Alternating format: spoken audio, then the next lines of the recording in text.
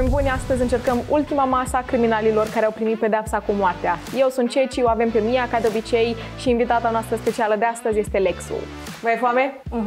Foarte foame. Chioră stomacul. S-a lipit stomacul de spinare?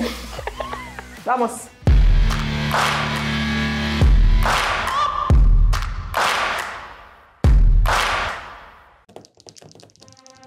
Zi-ne ceva despre tine. Hai că te întreb eu dacă așa. Îți place pâinea? Da, eu sunt mai misterioasă, mai nonșalantă, nu prea spun lucruri despre mine. Îți place Brașovul?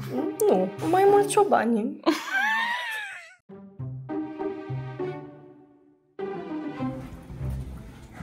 O avem farfurii de la asta. Da, dar și la trecut am o farfurii, doar că era pe asta. Am mai urât, era corect. Deschide și tu ăsta. Cine, Doamne, iartă-mă, ce rețelină ca ultima masă înainte să mor. Vrei unul? Mai târziu. Sigur nu o să fac să mănânci. V-ați făcut părul cu Dyson? Tu ne-ai făcut păr cu Dyson. Acum? Nu. De Dar ce? de ce e la noi? Da. E la noi? Da. Nu e, că l-ai luat cu tine atunci. Am dus înapoi. Când? Ieri. Ieri am fost la București. Nu merge până așa, uite, bravo, așa, ia. Doar am bucătăreasă. Știu să le pun în două, să deschis tu. Da. Oh, stai, invers. Ce e asta? Celiac? Nu. Celery, da. Cum îi zice în română? Braz. Braz. A, da, stai așa că trebuie să... Nu, prazul e ceapa aia verde. Și ăsta ce e? Țelină, țelină. Țelină? E țelină. Asta nu e țelină. Avem un felul următor. Țelină, măsline, pui prăjit, cartofi prăjiți, mazăre, căpșune și o prăjitură. Vreau să dați o notă acestei mese, să zic așa, și dacă ați vrea-o ca ultima masă înainte să... Și dacă aveți impresia că este o femeie sau un bărbat. Eu o să dau nota 6, pentru că nu înțeleg de ce ai combina mazărea cu căpșunele și măslinele, care sunt oribile. Și cred că e făcută de o femeie pentru că a pus căpșune și căpșunele sunt de fete. Ok, eu îi dau nota 7 pentru că mi-e foame. Și am văzut că este o varietate de lucruri în această tavă. Mă duc după ea, eu cred că este o femeie. Puteți începe să mâncați dacă doriți. Această ultimă masă a fost cerută de un bărbat pe nume Bruno Hauptmann. Eu nu mă mai iau după tine. În 1932, fiul de nici 2 anișori al celebrului aviator Charles Lindbergh a fost răpit din casa familiei. Răpitorul a cerut o răscumpărare de $50.000, dar chiar și după ce banii au fost plătiți, cel mic a fost găsit decedat la câteva săptămâni după dispariție. Bruno a fost arestat 2 ani mai târziu după ce a folosit bancnote din răscumpărare, iar poliția a găsit și dovezi în casa lui, inclusiv scânduri de lemn care se potriveau cu scara folosită în răpire. A fost executat pe 3 aprilie 1936 la închisoarea din Trenton, New Jersey, prin scaunul electric. Până la moarte, Hauptmann a susținut că este nevinovat, iar cazul rămâne controversat, mulți crezând că ar fi fost condamnat pe nedrept. Deci sunt posibilități ca dovezile să fi fost falsificate și ca el să fi fost de fapt nevinovat. N-ai înțeles absolut nimic, este? Ba nu, am înțeles. Eu mă gândeam că e foarte bună asta. Nu, eu cred că a omorât copilul înainte să ceară răscumpărarea, gen, înțelegi? Și după aia n-a mai avut ce să facă după ce i-a dat banii. Probabil s-a așteptat să nu-i dea banii, sau eu știu. Știi ce zic? V-ați schimba nota sau rămâneți cu asta? Rămân la asta. Hai mă, eu aș da o notă mai mare. Cumva are crispy, are cartofi, are căpșune, are prăjiturică, e toată masa acolo. Eu îmi susțin nota 7. Nu știu să... Păi mi-e foame, mă, n-am mâncat toată ziua. Vino și mănâncă asparagus. Vreți să știți ce notă i-aș da eu? Da, chiar, ce notă e, da? Nu vă mint, nota 9. Are crispy, are cartofi prăjiți, măsline, ceva sănătos acolo. Tu ce ai cere ca ultima masă? Am zis data trecută. Supă de salată. Și a dă 7 la asta. Tu ce ai cere? Supă de găluște. Asta. Doamne, aș cere vreo 5 supe, așa să gust din fiecare. Și mai zic că... Supă de găluște, castraveți Fabio, ridic, ardei, tiramisu, un taco, un sos de cheddar, Pulon. și un caramel frappé. Bine, gata, va ajunge. Hai că mâncați după. Ți-a plăcut? Foarte bun. Mănâncă liniștită, eu mănânc după. Deci Ceci s-a dus să pregătească următoarea masă și noi am rămas aici singure, din nou. Acum pentru masa numeros 2. Cu ce combinăm burgerul acesta? Două fierte, efectiv. Elementul surpriză. No. Mie nu o să bea oricum, dar E, poate să-i dea o guriță. nu o să bea. Până când văd polițiștii filmarea asta... Hai să jucăm fazan. Hai să jucăm fazan. Haide. A. Stop. B. Eram deja la Z, dacă... Nu știu alfabetul. Berbec. Eclipsă. Sătul. Ul. Ulce. Uluitor. Ornitorinc. Năctur. Este un cuvânt. Caută-l. Cum? N-cât-ur. Năcătăură. Dex. Nătur. Nu! Eu știam că e năctur. E în tur. Onomatopee care imită... Care imită. care imită turturile, trilurile, turturi. Face ca turturica. Hai, deci, ok, nu există năctur. Oul. Sper că e fiert complet. Ia să vedem, este fiert oul complet? Este mai fiert până n-am mai putut. Ok. O să vă rog foarte frumos să dați o notă acestei mese și dacă sunteți sub impresia că este o femeie sau un bărbat. Eu îi dau 9 și cred că e bărbat. Dar ce a făcut mai bine masa asta? Nu știu, mi se pare ceva basic. Dau nota 6 pentru că alcool nu beau, nu are destule legume. Dar de ce ai vrea legume înainte să mori? Să mori împăcat cu ideea că ai mâncat ceva sănătos. Ai zis bărbat sau femeie? Tu ai zis? Ce ai zis? Bărbat. Și eu cred că e bărbat. Ce fată normală la cap bea whisky sec? Bine, ea nu se pune. Criminalul care a cerut această ultimă masă este un bărbat pe nume Gary Gilmore. El a fost un criminal american care a ucis 2 persoane în 1976 în Utah, în timpul a 2 jafuri comise la o distanță de o zi unul de altul. Prima victimă era un funcționar de la o benzinărie pe care l-a împușcat mortal după ce acesta i-a dat banii ceruți, iar a doua victimă este un funcționar de la un motel, ucis în mod similar chiar dacă nu a opus rezistență. Gilmore a fost prins rapid după ce unchiul său l-a denunțat și a devenit faimos pentru că a insistat să fie executat, refuzând toate apelurile și fiind primul condamnat la moarte după ce America a reinstaurat pedeapsa capitală în 1976. Înainte de execuție, ultimele lui cuvinte au fost "Let's do it" și această expresie a inspirat sloganul de la Nike "Just do it". No. What? Da. Serios? Da. Mi s-a părut și mie foarte faină treaba asta. Adică faină, doamne, nu faină, dar gen interesantă. What? Nu știam de unde vine. Chiar mă întrebam, să știi. Te întrebai? Nu, chiar mă întrebam de unde vine semnul de la... De ăsta, sloganul de la Nike. Nike. Nike. E Nike! Cum e? E Nike, tu, România. Nike. Cum e Nike? La români se zice Nike. Nu accept. Pare genul de om care e pure evil. Și bowling. De ce a făcut treaba asta intenționat? Poate se simțea vinovat după aia. Și de-aia a ales să moară. Dar nu are sens, pentru că la final a zis let's do it. Și cum i-au omorât pe oamenii ăia chiar dacă ei au cooperat? Da, asta nu înțeleg. Adică tu cumva când jefuiești o persoană, bine, ipotetic vorbind, să nu faceți asta, vă rog frumos. Ipotetic vorbind, dacă ai jefui o persoană, o jefuiești cu scopul de a primi bani. Și oamenii ăștia nu s-au opus, i-au dat banii și tot au fost omorâți. De ce? Așa a făcut cartoful ăla. Vrei și tu, nu? Prinzi? Mai la mine. Nu vezi din whisky? Conduc. Tu nu conduci. Aveți niște cola? Da, dar nu acum, la următoarea masă. Cred că după burgerul ăsta îmi schimb nota. Așa fictiv îmi schimb nota. În loc de... cât am dat? 6? 7. Ce părere ai avut despre această masă? Basic. Nu poți face fițe, știi? Și e ceva ce-ți vine în cap dacă ești lipsit de idei. Da, zic că dacă e basic, mi se pare ceva de o notă mare, știi? Oricum mi se pare wow că ai avut dreptul să zici, bă, vreau să mănânc asta înainte să mor, știi? Superb. Acum, eu te întreb o chestie, e adultă persoana asta? Da, este, dar trebuie să înțelegeți că în închisoare nu ai foarte multe opțiuni. Mai ales dacă nu ai bani. Știu că poți să-ți cumperi de la magazinuțele lor din închisoare. Și cumva ăsta este un craving, o poftă, știi? Încep eu de data asta să-i dau nota 3. Îi dădeam nota 1 dacă nu era Coca-Cola. Pentru Coca-Cola o să-i dau nota 3. Nu știu de ce ai mâncat asta ca ultima masă, pentru că ți se lipesc de dinți. Vrei să mori cu dinții lipiți? Păi mori până la urmă, who cares? Și cred că este femeie. Mine m-a lovit nostalgia când am văzut chestia asta și pot să-i dau nota 7 doar din cauza asta că m-a lovit nostalgia. Adică bănuiesc că persoana asta înainte să moară s-a gândit la cele mai frumoase momente din viața ei și și-a adus aminte de copilărie și a ales să mănânce chestia asta. Dacă e femeie sau bărbat, tind să cred că e bărbat, cumva. Bărbat Nu știu, prea. nu, eu pot să-mi imaginez, știi, un băiat care zice, hei, mami, vreau pufuleț cu cola, știi? Criminala care a cerut această ultimă masă este Velma Barfield, care avea 52 de ani. Dar are sens, că nu avea dinți. Nu?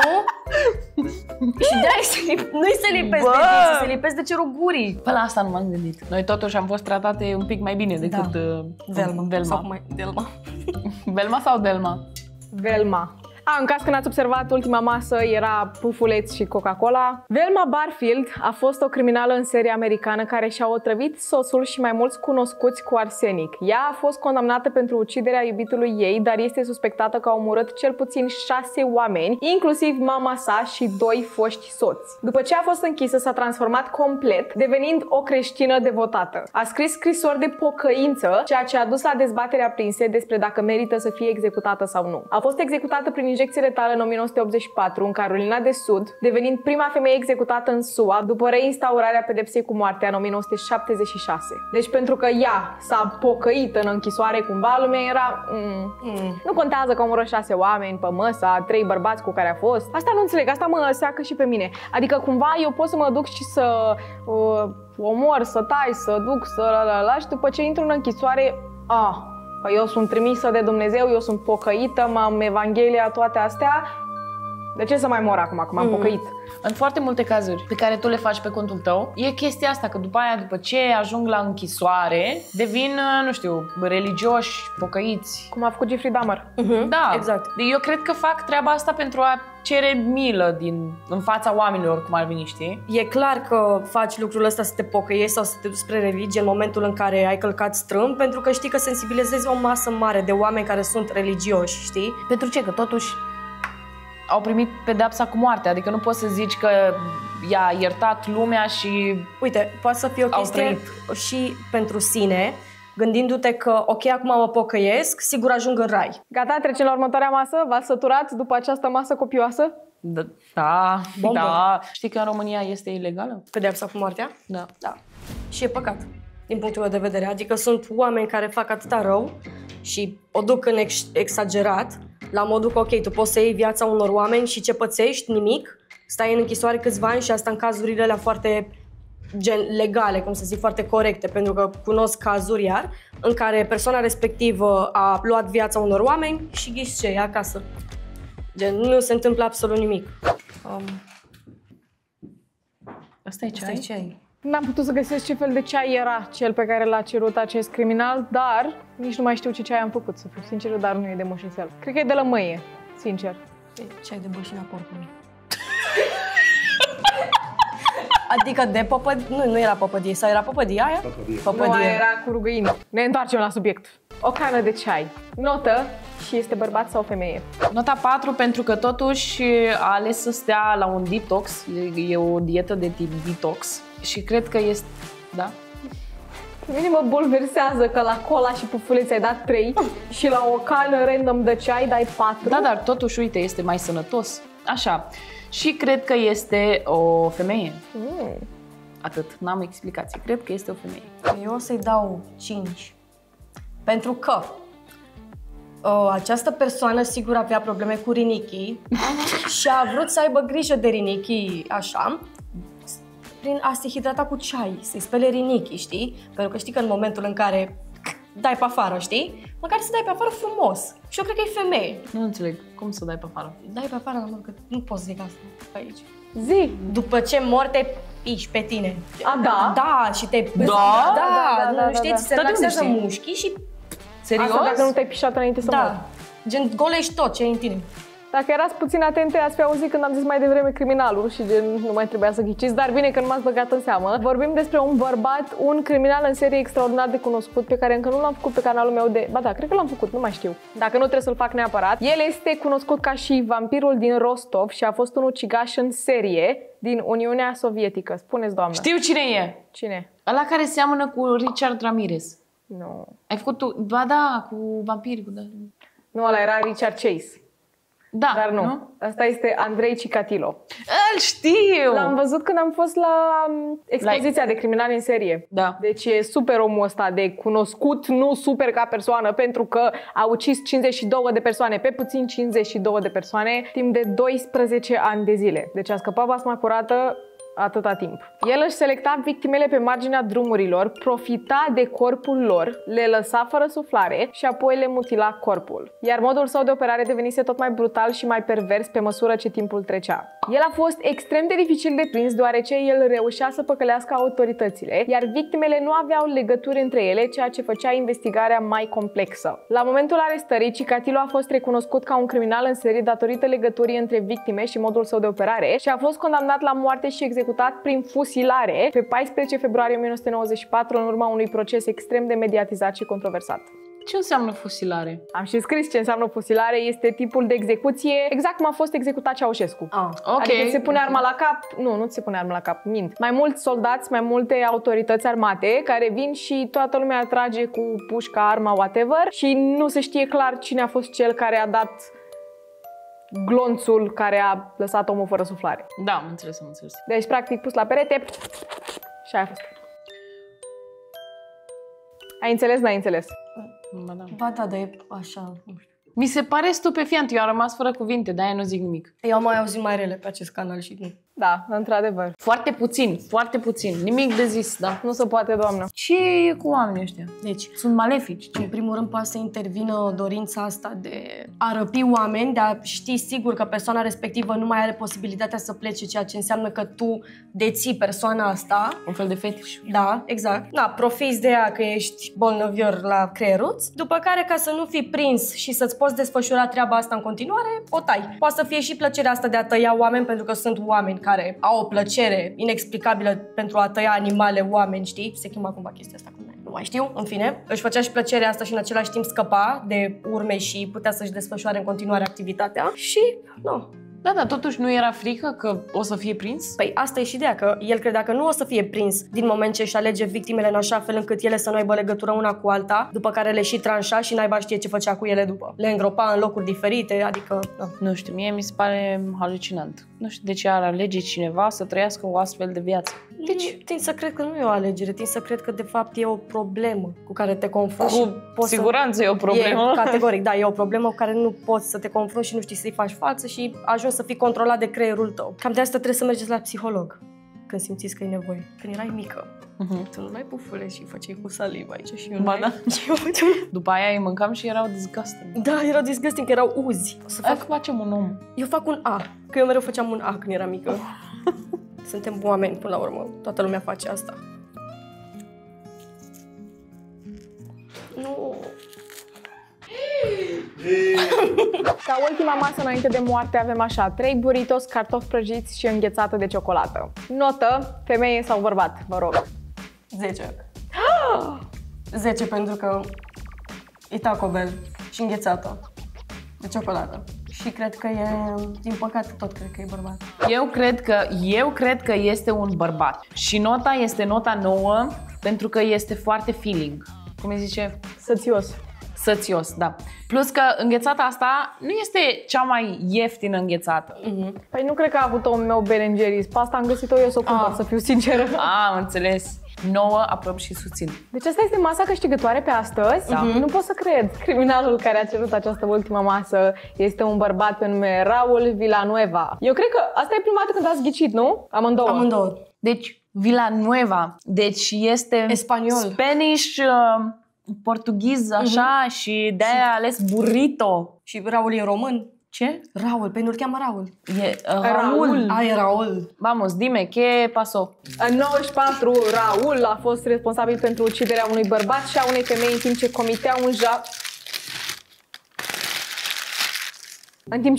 un jaf în California. A fost un criminal periculos, având un trecut de infracțiuni violente și un comportament extrem de agresiv. Raul a fost condamnat la moarte pentru crimele sale și a fost executat prin injecție letală în anul 2000, când m-am născut eu. Înainte de a fi condamnat și executat, a avut mai multe încercări de a evada din închisoare, inclusiv planuri elaborate care implicau folosirea unor obiecte din celula sa pentru a crea unelte. Atât am avut de zis. Picant e. E picant? Nu te cred. Am uitat și noi, da. Vreau să știu ce părere ați avut despre mesele din episodul de astăzi. Foarte bune, foarte sățioase, în afară de ceaiul ăla.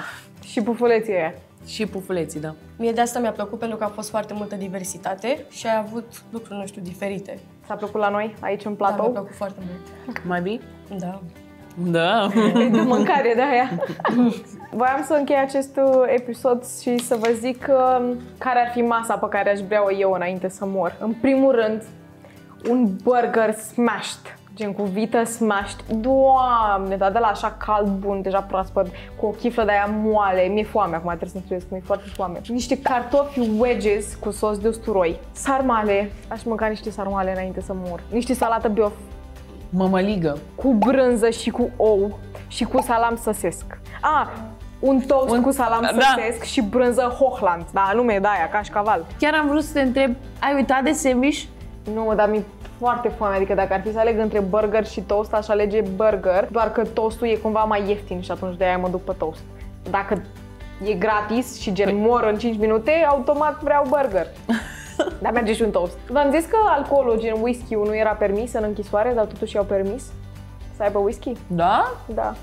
Vorbeam cu Mia și ne întrebam de ce s-a făcut chestia asta cu ultima masă. Care a fost scopul ei, de fapt, tu ce crezi? De ce li se oferă șansa asta, gen? E cumva ultima dorință, adică mie mi se pare chiar ok. Cumva, băi, hai că-ți dăm ce vrea sufletul tău. Dar am impresia că depinde de închisoare și de închisoare, pentru că la foarte multe închisori, gen depinde de stat, de țară și așa, la foarte multe închisori nu oferă această opțiune. O să sune foarte ironic să zic așa, dar e un fel de human rights. Știi? Adică e dreptul omului să aibă ce masă vrea înainte să fie omorât, gen. Eu nu le-aș oferi șansa asta pentru că nici victimele lor nu au avut șansa să mănânce ultima masă. Dar în același timp, e mai multă tortură să știi că ești omorât în jumătate de oră decât să vină unul și să te taie bine. N-are sens Da, ce să zic, fie dar- random. Da. Atât a fost acest episod.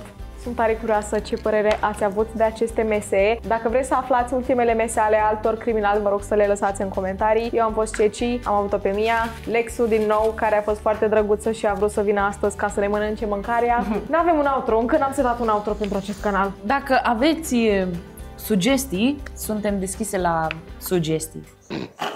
S-a înțeles. Frumos. Vă mulțumim că v-ați uitat la acest episod. Facem detectorul de minciuni. Haide. Păi și cum ne dăm seama dacă mințim? Un aspirator. Sunteți beată? Nu! Nu se poate, am mințit. Detectorul meu de minciuni? Da, tind să cred că este fake. Ce era să rămâi fără dinți?